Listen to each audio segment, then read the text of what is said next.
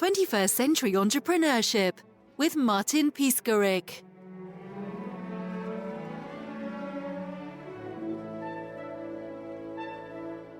Success is not sexy, and failure is required.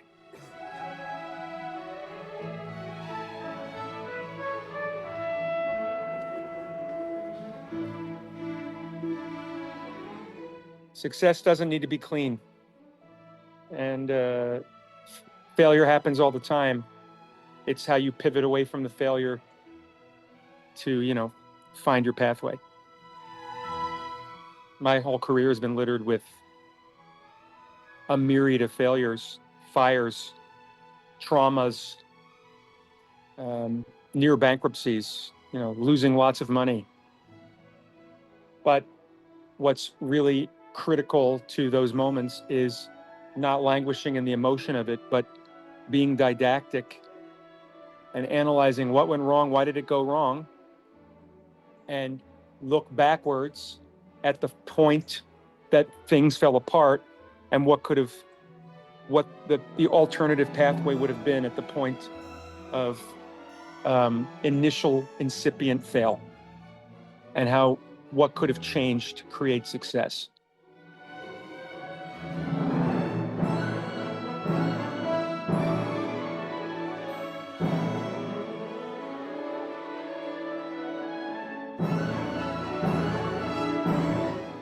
Success is incredibly personal and subject to the needs, wants, and expectations of the individual.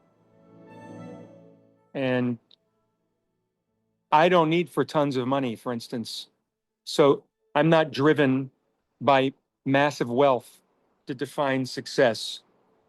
Rather, I define success as general inherent contentment. Do I know that I've made a meaningful change for someone other than myself? Has my artistic aptitude and my skill and all of my studies created happiness of other people that participate and watch my music? Has the work that I've done to raise money, millions of dollars, to help under-resourced children get weekly free mentorship, have I at least changed one life through doing that? That's success. That's measurable. And it's not measurable by money in my bank account. It's measurable by lives changed. And I always think, like, if I'm changing lives with the work that I do, the ancillary benefit is income. But if the only feeling is that I'm looking to make money, I'm ultimately going to lead to some sort of failure at a point in time, because my mind is not going to be on humanity. It's going to be just on self-enrichment. And that is not a sustainable pathway.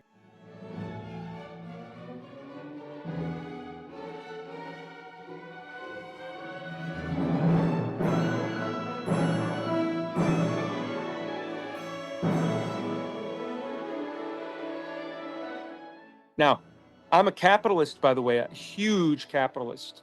I believe in capital markets. I believe that capitalism is the only force for good in the world, that raw communitarianism and socialism is a pathway to total social collapse, evidenced in South America, evidenced in nations that have followed the socialist path. That doesn't mean, however, that humanity should not be part of the capitalistic equation. I don't believe, for instance, in monopolies. I think monopolism is the antithesis to capitalism. When we encourage monopolism, we don't encourage individual rights. We don't encourage individual exploration or individual aptitude.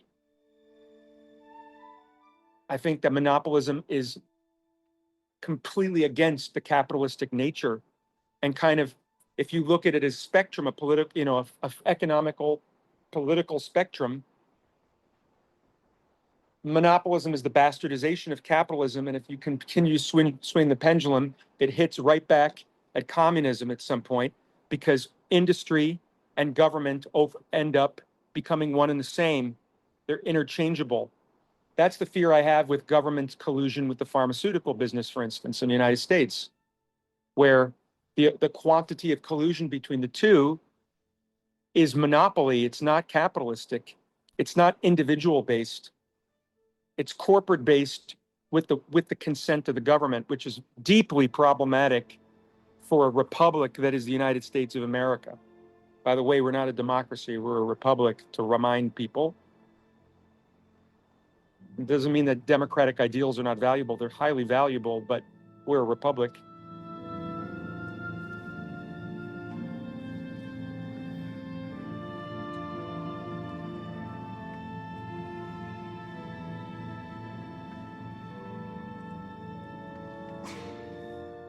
I am a pilot. I've flown planes for 15 years. I loved the study of becoming a pilot with multiple ratings, flying high performance aircraft.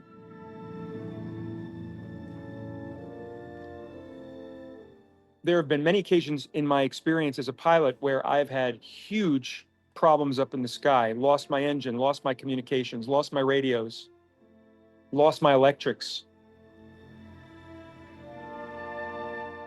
And what saved me was remaining unemotional, only focused on the facts and the problem, not subject to feeling bad for myself or what did I do wrong, but analyzing the problem in real time. What has happened? Can I solve it? Is it not solvable? And if it's not solvable, how do I salvage the situation? When I lost my engine taking off from Monterey Airport years ago, I was not that high. I had a passenger in the plane as well. And I didn't have enough time to do a whole restart. I mean, I tried it. Obviously, that's part of the checklist. But I realized that if I went through it multiple times and tried to restart the engine, I would crash. So the only thing that I could do is glide the plane in a gliding configuration right back in kind of a circuit to the airport, because I was luckily within a couple miles of the aerodrome. And I followed the prescriptions for emergency, and I survived. I didn't get emotional. And I think that for business leaders and business people that are entrepreneurs, that are also maybe artistic or creative minded, it's great when doing the work as an artist or actuating the work live to be emotionally connected. I'm obviously emotionally connected when I perform. That's why people come back and see me perform more and more, because I give them an emotional connected experience. But at the same time, it's so urgent to remember that when making decisions about critical problems, that it has to be devoid of emotion, or our emotional center will take over the receptors in our brain that allow us to just think critically. And we end up in fight or flight, we end up in panic, and we're not focused on the problem at hand, solving the problem, and that's it.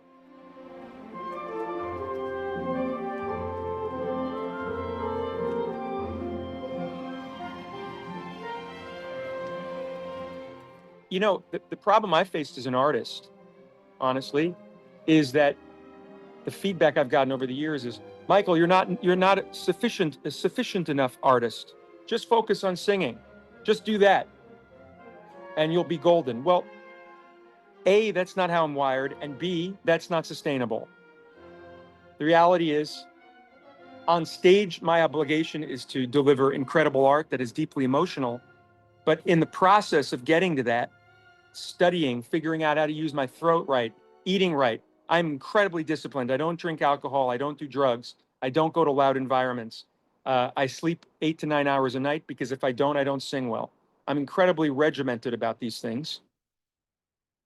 That is devoid of emotion. It's just fact-based. Those are things that I have to do. The same goes for my work in my technology company, Residence, which is a CRM business.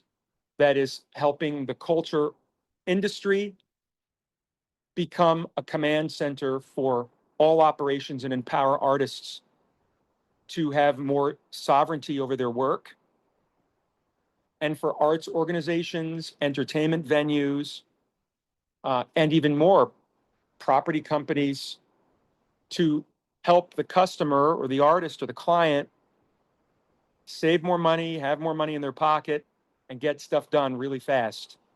I did that as an artist because I created this business with partners because we saw this pernicious problem facing the arts world, which is that we're 20 years behind the tech curve, that the tech world, the legal world, the business world are utilizing many different technical devices to make huge efficiencies in internal operations, which means cost savings and more money in the pockets of the workers. And that doesn't exist in the arts world, and more specifically in the classical music world. We're still left in the analog lane largely, or with a couple of technological devices that are incredibly regimented and siloed that still allow for, unfortunately, lots of extra labor in a world where we have AI and technology that would render a lot of that labor redundant. It doesn't mean that that labor can't be deployed in a more meaningful way to state. I don't want to say that people are not valuable. All people are valuable. But what I see in my world is a lot of labor being used inefficiently and a lot of people doing jobs that can be done in a fraction of the time by technology and now artificial intelligence. And so my hope is with my technology company that I'm running, and we're positioning in the front of large venues, but art spaces, but also property management and affordable housing places now, because I'm of the belief that culture is wider than just visual arts and music.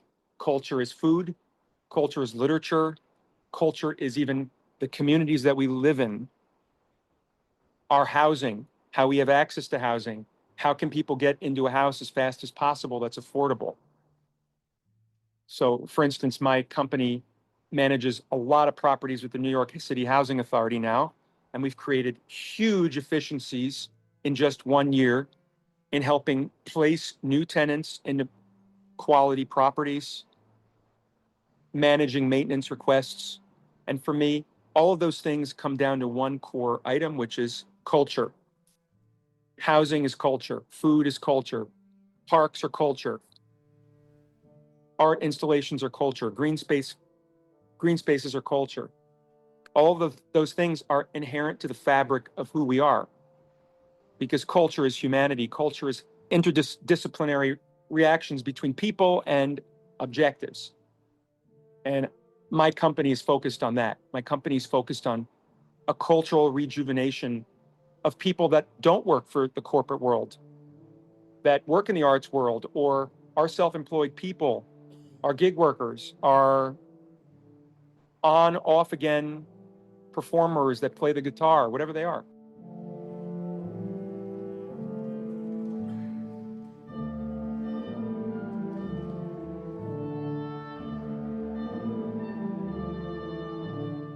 So that's why I've created the company.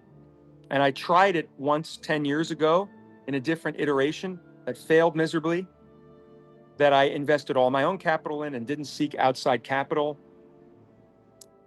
And I learned so many hard knocks from failing. And I'm so grateful that I failed, because had it sort of gotten off the ground and gone nowhere, I probably would have lost more money, sunk more money into a project, and wouldn't have been out of it. And what I'm lucky for is that the market was moving faster than my technology at the time, 10 years ago. And I didn't know a thing about the venture capital world 10 years ago. I didn't know how to talk to investors. I didn't know how to write a pitch deck. I didn't know how to create a data room. I didn't know a lot about technological architecture. I didn't know a lot. I had to do a lot of on-the-job training in the last 10 years as the backside of my artistic job as an opera singer. And what's incredible is that learning so much material in technology, in venture capital, in people relationships, by the way, cultivation of advisors, funders, partners, benefactors. That has informed so much about my own artwork, my own ability to communicate on the stage. It's taught me that, for instance, when I'm seeking investment, I can only be seeking investment in the meeting, and my mind can't be anywhere else. When I'm flying a plane, if I'm thinking about anything else, I'm likely going to have an unstable flight or I'm going to crash. When I'm flying a plane, I actually don't need to be doing much. The input on a yoke is very marginal. There's not a lot going on. And it took learning that doing little but being focused on one target at one time and not diverting my focus helped me become a much better singer, a much better performer. Now I'm resolutely focused when I'm performing. I'm only thinking about my performing and nothing more. And people feel that. And that's when I'm able to elevate the emotions out of people because I'm only focused on them. I'm not focused on anything else. The attention that I give the audience and the music at the same time is uniform. So it's incredible because all of it overlaps.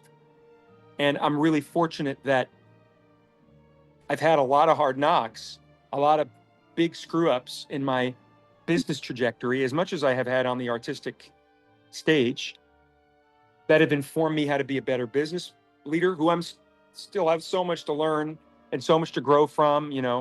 I wouldn't still call myself a success yet in any vertical, honestly. There's so much growth that I still have to do.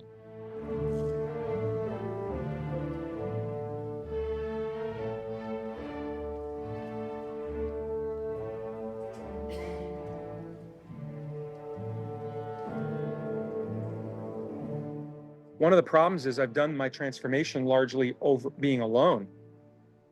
And a lot of growth is done alone, in solitude, in self-reflection, and focus and study with oneself. There are a lot of, books out there, advice that says, go away for 6 months, do a lot of reading, and become, a better version of you. I totally agree. Living near the noise, going out to dinners, entertaining people. I don't believe in that. Now, I'm a bizarre case because I'm a high performing opera performer, high performing opera singer that sings on all the major stages around the world. And so I need solitude in order to recharge. So what's been very fortuitous for me is that has channeled over to the business core for me as well. That in order for me to figure out how to raise money from a certain benefactor or pitch a client to sell my technology or get my instrument high performance pilot rating, it required immense solitude first. And in order to be successful, one has to be okay with being alone. Success is not parties and fun. That's what it looks like on Instagram, but that's not real. That's just phony baloney shit.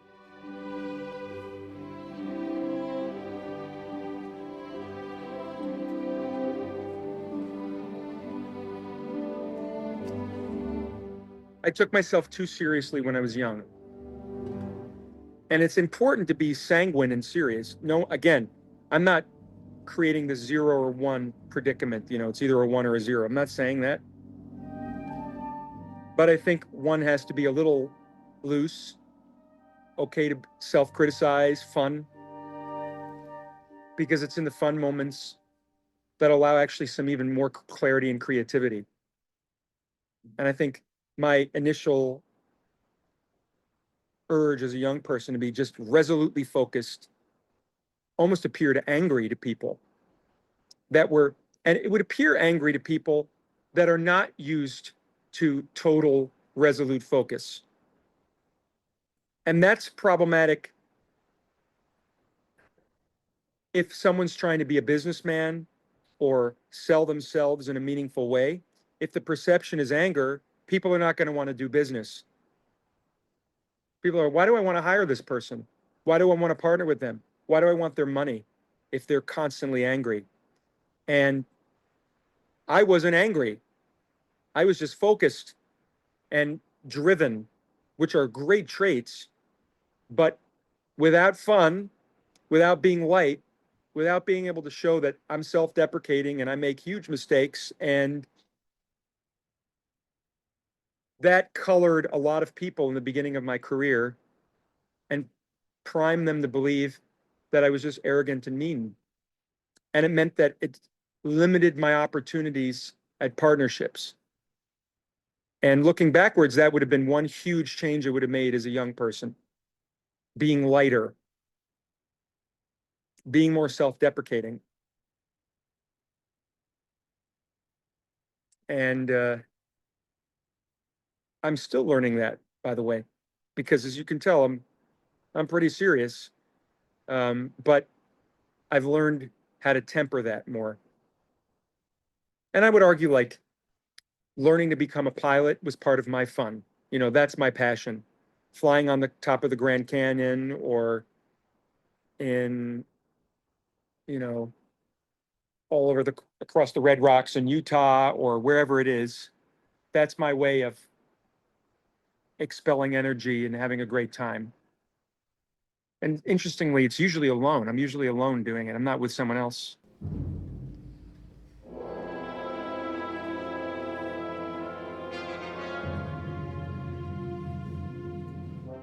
Solitude is more than just being silent with oneself.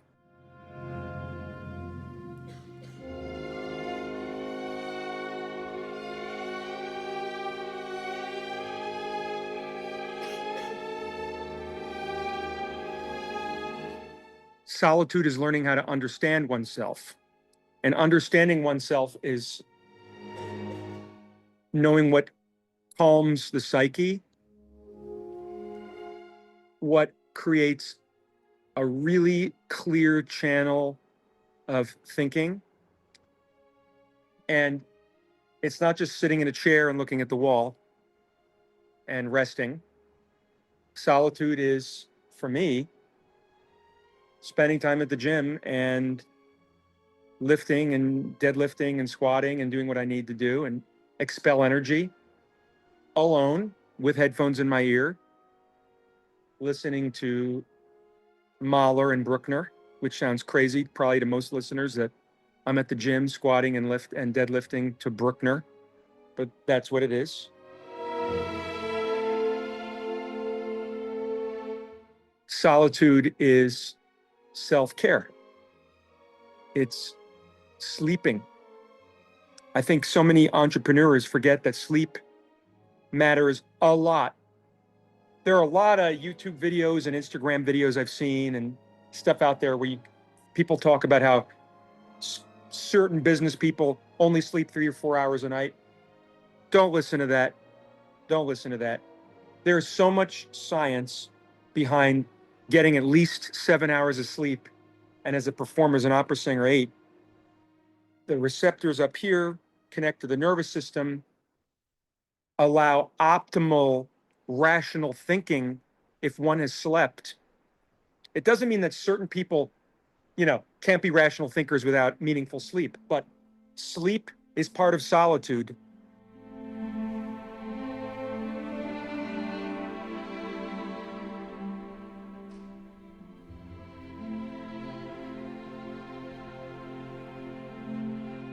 Solitude is cooking for yourself in the kitchen and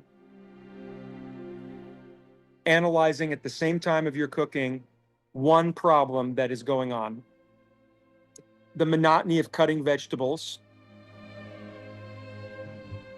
can allow at the same time for deep, deep critical analysis.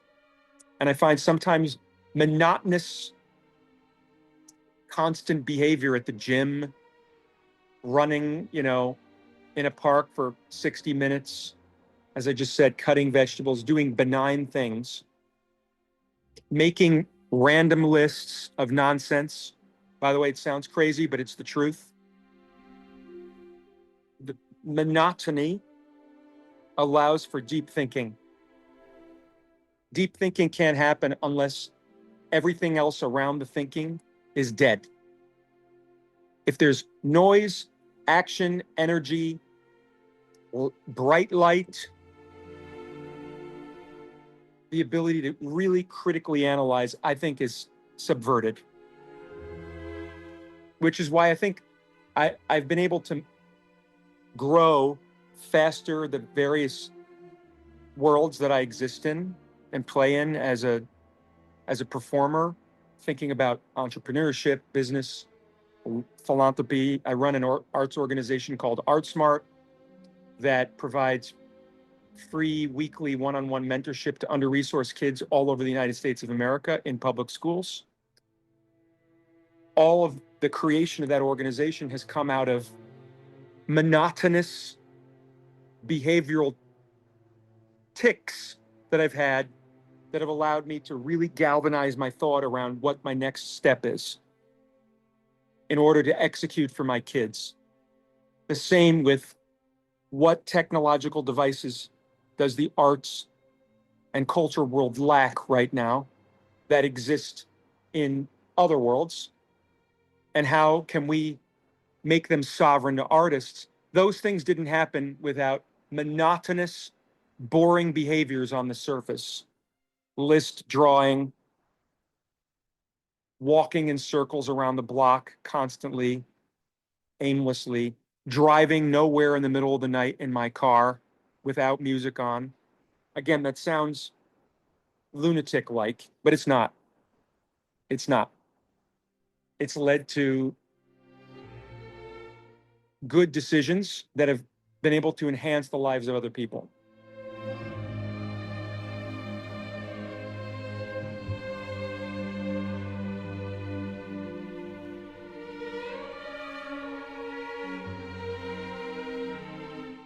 I often think about where I see myself in 5 to 10 years, because part of my strategic thinking is always thinking 5, 10, and 15 years.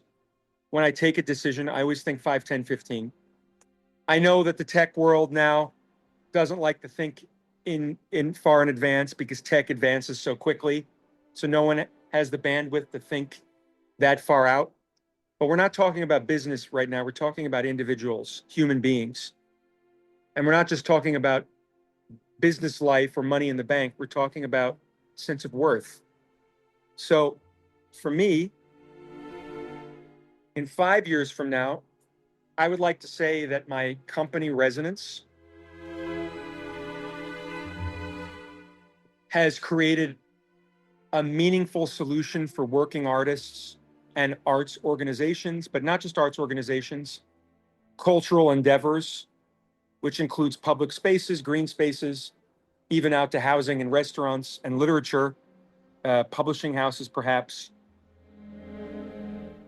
to have an operational tool that makes the actual culture and art amplified, pays artists and the people in the culture world more, and cuts out all the logistical headaches that exist on the inside of all verticals.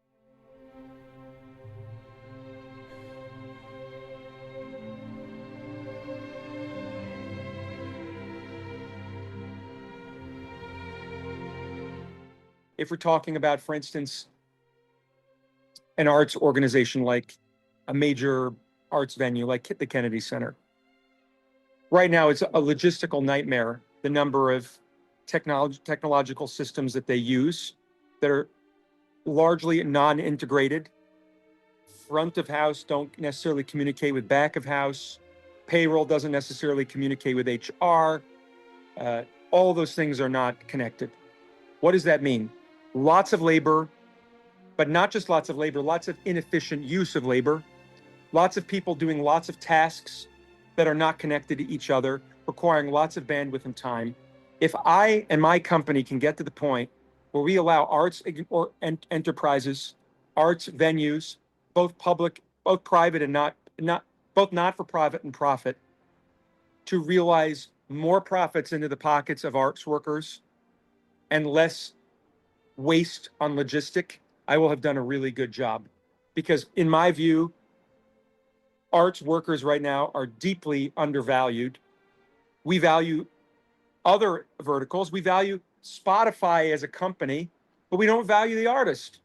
An artist makes a 0.3 of a cent on a listen. I know that because my music is on Spotify. Why? Why? Not just because I hear one side is the founder of Spotify is now investing lots of money into other endeavors. Fine, that's normal. We know that exists. But why else? Because the structure of a company like that puts a lot of money into its own research and development, its own staff, its own logistics. That's a big problem. We can change that logistically in the arts world.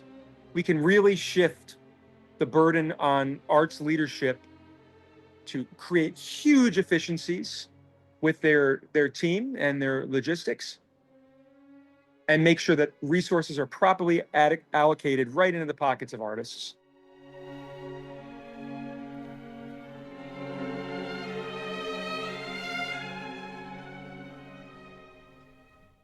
My technology, I hope in 5 years, will be able to help artists and culture workers and gig workers find housing better. That's what we're doing. My technology will help artists make sure that they're paid on time. That's something that's really important. One thing that is pernicious in the arts and the gig world is that artists front their own expenses. They pay for their travel, they pay for their food, they pay for their housing, and then they get paid on the back end, oftentimes in deep arrears. Where's the value held on the artist there? Why is the artist last when it is the artist that is in front of the curtain? That's crazy. And I, again, speak to that. When I work in Europe, there are times in my career where I get paid 90 days in arrears.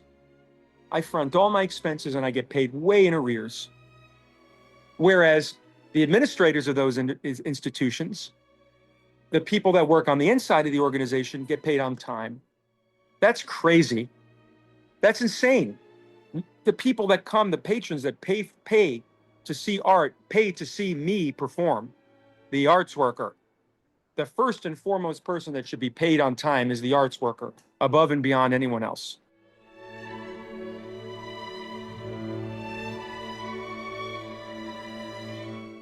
You're asking me what I'd like to see in 5 years. In 5 years, my technology company is at least shifting the paradigm on that culturally, but more specifically, that we've created a tangible solution to fintech in the arts, to housing in the arts, to contracting in the arts. And when I say arts, I don't just mean what I do in classical music. I mean the 50 million arts and creatives in the United States of America. 50 million people are in the creative gig economy in the United States of America. That's 13% of the population of the United States, 15 even. That is a lot of people. That's a lot of tens of billions of dollars of annual revenue. And then on top of that, to think of all the ancillary businesses that benefit as a result of arts work. The dry cleaners, the restaurants, the bars, the coffee shops that sit next to venues. You put more money in the pockets of artists right away, those artists are putting more money into the pockets of those ancillary business workers. You devalue the artist, they're going to go somewhere else, or they're going to exit entirely. And then that's a problem for the ancillary business workers as well.